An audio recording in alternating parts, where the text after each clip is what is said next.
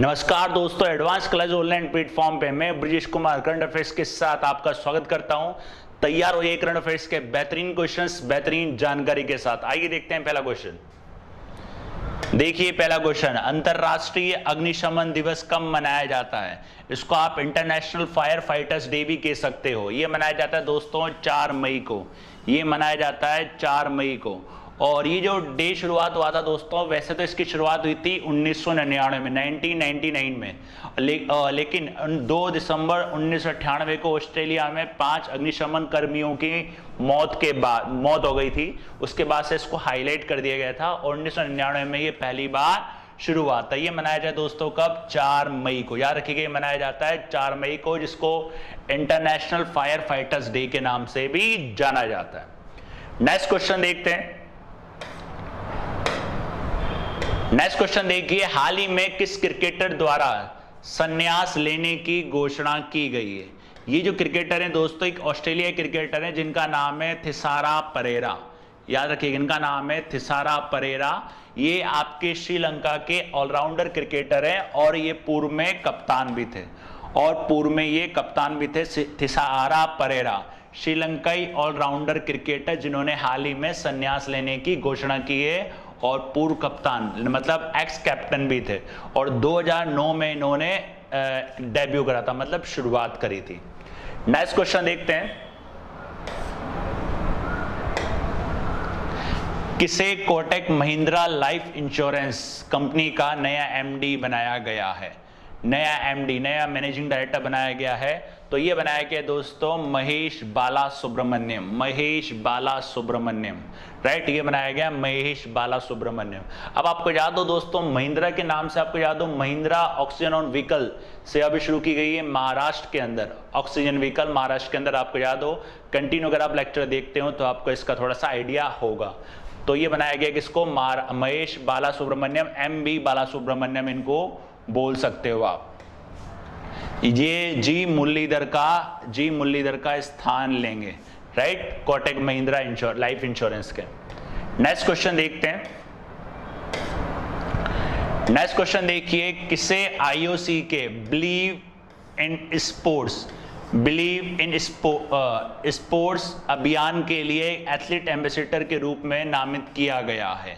तो believe in sports मतलब जो स्पोर्ट्स वगैरह होते हैं उसके अंदर इसका प्रयोग किया जाता है। बताता हूँ इसके अंदर डिटेल में। तो ये बनाया गया किसको? PV सिंधु को ने दोस्तों, आपके PV सिंधु आप जानते ही हैं, ये आपके badminton player, Saina Nehwal badminton, Manish Phogat कुश्ती, सानिया मिर्जा आप जानते हैं टेनिस प्लेयर। तो PV सिंधु को बनाया गया है ये, और IOC द्वारा बनाया गया है, और ये IOC द्वारा बनाया गया। अब ये बिलीव इन स्पोर्ट जो शुरू किया गया है, ये प्रतियोगिता में हेर फेर को, जो भी कंपटीशन होते हैं उसके अंदर हेर फेर को रोकने के लिए, मतलब पारदर्शिता लाने के लिए, हेर फेर को रोकने के लिए शुरू किया गया है। इसको प्रचार के लिए बिलीव इन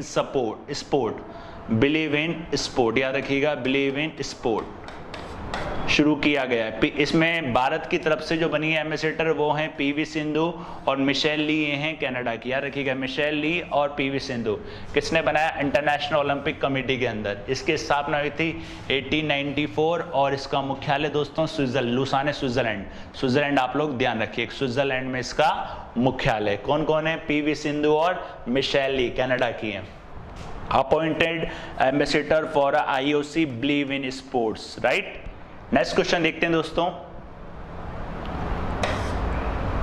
नेक्स्ट क्वेश्चन देखिए, किसे राष्ट्रीय मानव अधिकार आयोग का कार्यकारी अध्यक्ष बनाया गया? एग्जीक्यूटिव चेयरमैन है, याद रखना, एग्जीक्यूटिव चेयरमैन। इनका नाम है प्रफुल्ल चंद पंत को कार्यकारी अध्यक्ष नियुक्त किया गया। किसका? राष्ट्रीय मानव अधिकार आयोग, नेशनल ह्यूमन राइट कमीशन, इसको बोलते हैं नेशनल ह्यूमन राइट कमीशन। ये आपके राष्ट्रीय मानवाधिकार आयोग, इसकी स्थापना 1993 में, और इसका जो मुख्यालय दोस्तों वो है न्यू दिल्ली में। प्रफुल्ल चंद पंत कार्यकारी अध्यक्ष के रूप में बनाया गया है, राइट। नेक्स्ट क्वेश्चन देखते हैं। नेक्स्ट क्वेश्चन देखिए, पारुल देवी दास कौन थी? इनका हाल ही में निधन हो चुका है दोस्तों। ये जो थी आपकी असम की पहली IAS, ये थी आपकी दोस्तों असम की पहली आईएएस थी, असम की पहली आईएएस। और इसी के साथ साथ और भी देखा होगा, भारत की पहली महिला न्यायाधीश, भारत की पहली महिला राज्यपाल, राइट। और ये असम की पहली आईएएस ऑफिसर थी जिनका हाल ही में निधन हो गया है, याद रखिएगा, पारुल देवी दास। और अगर फातिमा बीबी, याद रखिएगा, फातिमा बीबी सुप्रीम कोर्ट की पहली जज थी, याद रखना, सुप्रीम कोर्ट की पहली महिला जज फातिमा बीबी 1989, राइट। और अगर गवर्नर की बात करें तो गवर्नर थी आपकी सरोजनी नायडू, यूपी 1949, पहली महिला गवर्नर 1949 सरोजनी नायडू। और ये जो पारुल देवी दास थी, इनका हाल ही में निधन हो चुका है, असम की पहली महिला आईएएस अधिकारी। नेक्स्ट क्वेश्चन देखते हैं। नेक्स्ट क्वेश्चन देखिए, किसे रेलवे बोर्ड में भारत सरकार का पदेन सचिव बनाया गया है? पदेन सचिव भी हैं ये, और उसमें सदस्य के रूप में भी ये काम करेंगे। इनका नाम है संजय कुमार मोहंती, याद रखिएगा दोस्तों, संजय कुमार मोहंती। ये सदस्य भी हैं और इनको एक्स ऑफिशियो चेयरमैन आप बोल सकते हो, पदेन अध्यक्ष को ex officio chairman Sanjay Kumar Mohanty. और इनके पास जो विभाग रहेगा, परिचालन और कारोबार विकास, याद रखिएगा, परिचालन और कारोबार विकास, मतलब ऑपरेटिंग एंड बिजनेस डेवलपमेंट का इनके पास विभाग रहेगा। नए सदस्य हैं, भारत सरकार के पदेन सचिव भी हैं, सदस्य भी हैं, और ये एक्स ऑफिशियो चेयरमैन का काम भी करेंगे, ये आपके संजय कुमार मोहंती। नेक्स्ट क्वेश्चन देखते हैं। नेक्स्ट क्वेश्चन देखिए, भारत को किस संगठन के विदेश मंत्रियों की बैठक में अतिथि के रूप में आमंत्रित किया गया है? ध्यान रखना दोस्तों, केवल भारत को अतिथि के रूप में आमंत्रित किया गया है, भारत उस संगठन का सदस्य नहीं है, याद रखना, संगठन का सदस्य नहीं है, केवल संगठन का सदस्य नहीं है,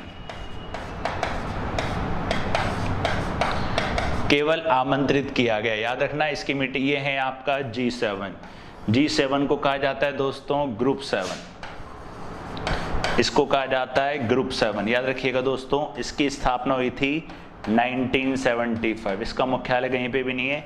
ये G8 था, लेकिन रशिया को हाल फिलहाल इसमें से हटा दिया गया।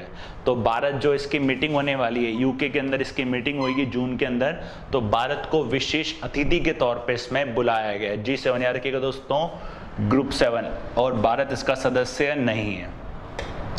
ये आपके ब्रिटेन के, यूके के प्रधानमंत्री बोरिस जॉनसन, और ये भारत के प्रधानमंत्री, राइट। और APEC, Asia Pacific economic corporation, APEC,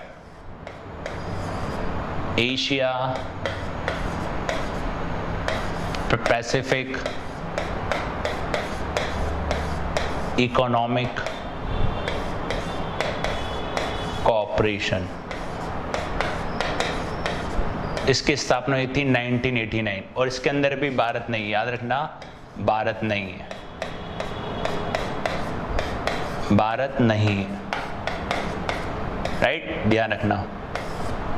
इसका मुख्यालय, स्थापना जो मुख्यालय हुई थी इसकी ऑस्ट्रेलिया में, और वर्तमान में इसका मुख्यालय दोस्तों सिंगापुर में, एपेक। और एक था G7 के बारे में मैंने आपको बताया था, 1975 में इसकी स्थापना हुई थी, और इसकी 47 नंबर की मीटिंग होने वाली जून 2021 में, कहाँ होने वाली? UK, United kingdom, United kingdom, right. और भारत को मुख्य अतिथि के तौर पर बुलाया गया है, भारत का सदस्य नहीं है। ASEAN, association south east Asian nation,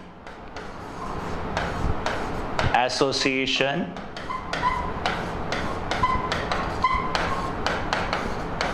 south east Asian nation, ठीक है। याद रखना दोस्तों, भारत इसका सदस्य नहीं है, लेकिन इसकी बैठक में हिस्सा लेता है। इसकी स्थापना 1967 और मुख्यालय जकार्ता, राइट है। और आपको अगर क्वेश्चंस आपने देखे हो तो मैं बताया था, इस बार जो इसमें रिप्रेजेंटिंग करेंगे भारत को, वो करेंगे जयंत खोबरगढ़े, आसियान के अंदर, राइट। और G20 की स्थापना हुई थी दोस्तों 1988, भारत इसका सदस्य है, याद रखिएगा, भारत इसका सदस्य है, ठीक है। और बाकी तीनों में भारत नहीं है, ठीक है, केवल G20 के अंदर भारत है। उसकी स्थापना 1998-99, इसका मुख्यालय कहीं पर भी नहीं है, राइट। तो किस में जाएगा भारत? G7 के अंदर। नेक्स्ट क्वेश्चन देखते हैं दोस्तों। नेक्स्ट क्वेश्चन देखिए, भारत किस देश से P-8I गश्ती विमान, मतलब आप बोल सकते हो पेट्रोलिंग एयरक्राफ्ट खरीदेगा। किससे खरीदेगा दोस्तों? अमेरिका से। ये अमेरिका से खरीदे जाएंगे। ये एक बोइंग है, बोइंग 737 के समान ही है ये, जो अपन ने पहले खरीदा था। तो याद रखिएगा अमेरिका से खरीदेगा ये ये याद रखिएगा P-8 गश्ती विमान, पेट्रोलिंग, आप बोल सकते हो patrolling aircraft, Indian navy, right. P-81 Boeing 77 वाणिज्यिक विमानों पर आधारित है। ये कॉमर्शियल पे आधारित है, कॉमर्शियल विमानों पर आधारित, कॉमर्शियल एयरक्राफ्ट पर आधारित है। और भारत इसका पहला अंतर्राष्ट्रीय ग्राहक था।